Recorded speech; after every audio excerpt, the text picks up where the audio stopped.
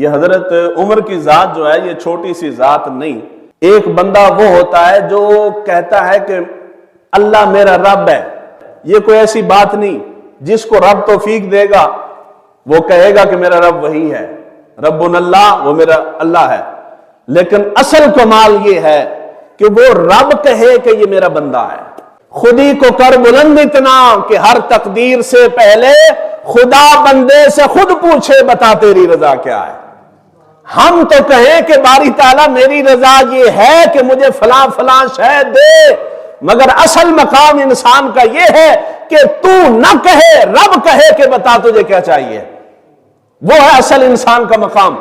تو حضرت عمر فاروق رضی اللہ تعالیٰ عنہ مراد رسول ہیں. لوگوں نے حضور کی دعوت سن کے آ کے اسلام قبول کیا، مقدر جگایا. عمر فاروق وہ ہیں کہ جن کو حضور نے دعا میں خود مانگا ہے. باری تعالیٰ دو عمرین میں سے جس کو تو چاہتا ہے اس سے اسلام کو عزت عطا فرما.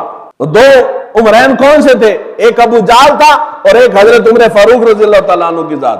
حضور نے دعا فرمائی باری تعالیٰ ان دونوں میں سے جس کو تو پسند کرتا ہے اس کو اسلام کی دولت عطا فرما اور اس کے اسلام قبول کرنے سے اسلام کو طاقت عطا فرما. ترمذی شریف کے اندر یہ روایت ہے. تو ابن ماجہ کے اندر روایت ہے جب حضرت عمر فاروق رضی اللہ تعالیٰ عنہ نے اسلام قبول کیا تو جبرائیل امین آئے حضور کے بارگاہ میں. آ کے کہتے ہیں لما اسلم عمر نزل جبریل فقال یا محمد صلی اللہ علیہ وآلہ وسلم لقد استبشر اہل السماء باسلام عمر. جبرائیل امین آئے حضرت عمر فاروق کے اسلام قبول کرنے کے بعد. جبرائیل امین نے آ کے کہا کہ اے اللہ کے نبی، عمر کے اسلام قبول کرنے کی وجہ سے آسمان والے بھی خوشیاں منا رہے ہیں. ایسی ہستی تو ہے نا جی کہ حضور دعا میں مانگ رہے ہیں اور اس کے آنے پہ آسمان کے اندر بھی خوشیاں منائی جا رہی ہیں. حضور صلی اللہ علیہ وآلہ وسلم کی ولادت باسعادت پر شیطان رویا تھا اور وہ آج تک رو رہا ہے. حضرت عمر فاروق رضی اللہ تعالیٰ عنہ کا دبدبہ اتنا تھا کہ جس گلی سے گزرتے تھے شیطان بھاگ جاتا تھا. آج تک شیطان بھاگ رہا عمر کے نام سے. عمر کے نام سے تکلیف ہو جاتی ہے. ایمان والا جس کو عمر کے نام سے محبت جاگ جاتی ہے، دل کھل جاتا ہے، چہرہ مسرت کے ساتھ کھل اٹھتا ہے.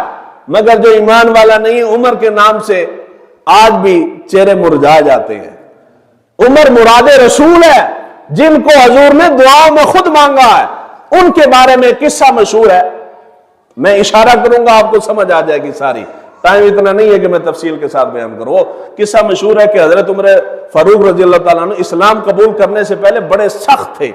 جو اسلام قبول کرتا تھا ان کے اوپر بڑے مظالم کرتے تھے عمر فاروق. حضور نے دعا مانگی. اسلام قبول کرنے کا واقعہ بیان کیا جاتا ہے کہ آپ تلوار اٹھا کے، ہاتھ میں ننگی تلوار تھی اور حضور صلی اللہ علیہ وآلہ وسلم کے قتل کرنے کے ارادے سے جا رہے تھے. مسلمانوں کے نبی کو قتل کر کے یہ سارا سسٹم ہی بند کر دوں گا. تلوار لے کے نکلے تو آگے سے کوئی بندہ مل گیا. اس نے کہا عمر کدھر؟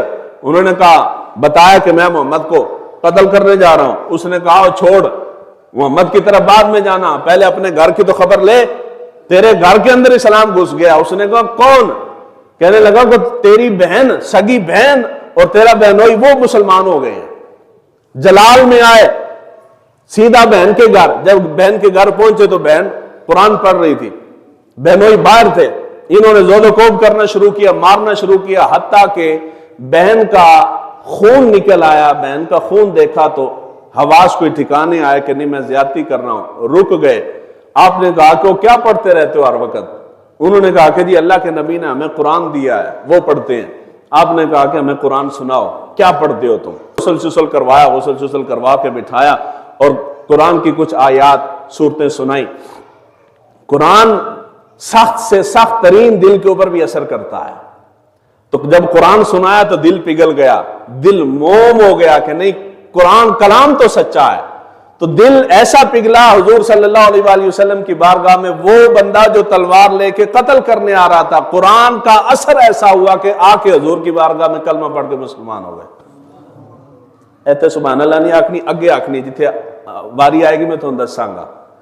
یہ واقعہ مشہور ہے، یہ واقعہ مشہور ہے، مگر یہ واقعہ اس واقعے کے بارے میں ہے کہ یہ بے سند واقعہ ہے، اور امام ہیں امام دارقطنی، انہوں نے کہا کہ اس سلسلے کی جتنی روایات بھی ہیں وہ ساری کی ساری مردود ہیں۔ ایک روایت ہن تسی آکھو گے جی درست روایت کی ہے، درست روایت یہ ہے، امام ابن اسحاق کا قول ہے۔ حضرت عمر فاروق رضی اللہ تعالیٰ عنہ فرماتے ہیں ایک جگہ پہ ہمارے دوستوں کا اکٹھ ہوتا تھا، جس طرح رات ہوندی تے ساڈا کوئی بیٹھک شیٹھک ڈیرا نہیں ہوندا، اتھے جا کے رات نو کٹھے ہو جائیے، گپ شپ ماری، کھادا پیتا تو اٹھ گیا۔ حضرت عمر فاروق فرماتے ہیں اس طرح ہمارا ایک ڈیرا تھا، وہاں بیٹھ کے ہم گپ شپ لگاتے تھے۔ ایک دن ایسا آیا کہ میں رات کو نکلا تو میں وہاں گیا، وہ ڈیرا خالی تھا، کوئی دوست وہاں میرا موجود نہیں تھا۔ میں بڑا پریشان ہوا کہ آج دوست کوئی بھی نہیں آیا یا میں لیٹ ہو گیا ہوں۔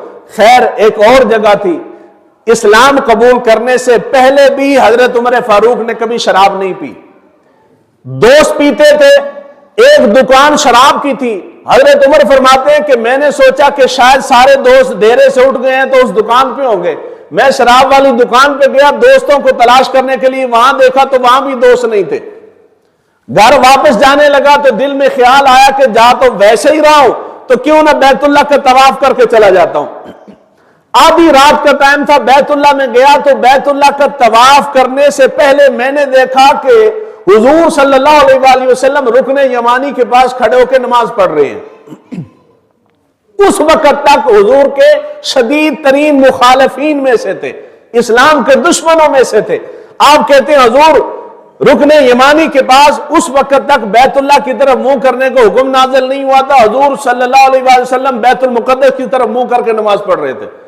میں نے دیکھا تو دل میں خیال آیا کہ مخالف تو ہوں، آج کھڑا ہو کے دیکھو تو صحیح کہ یہ محمد کرتا کیا ہے، آدھی رات کو جو یہاں کھڑا ہے کیا کرتا ہے، کیا پڑھتا ہے۔ آپ کہتے ہیں میں آہستہ آہستہ دبے پاؤں حضور کے قریب آیا، حتیٰ کہ اتنا قریب ہو گیا کہ بیت اللہ کے پردے کے اندر غلاف کعبہ میں چھپتا چھپتا اتنا حضور کے قریب آ گیا کہ میرے اور حضور کے درمیان فقط کعبے کا پردہ رہ گیا اور فاصلہ کوئی نہیں تھا۔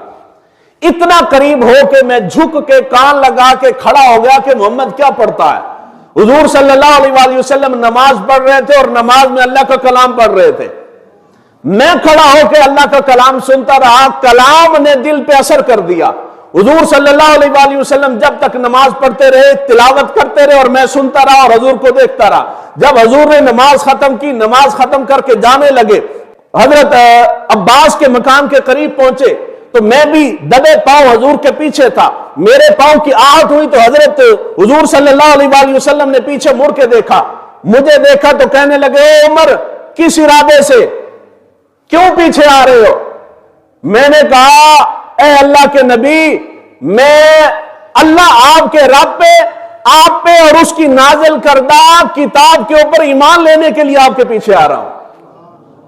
اے سبحان اللہ علی جگہ، یہاں سبحان اللہ کہنی تھی کہ جی میں اسلام قبول کرنے کے لیے کس شے نے متاثر کیا؟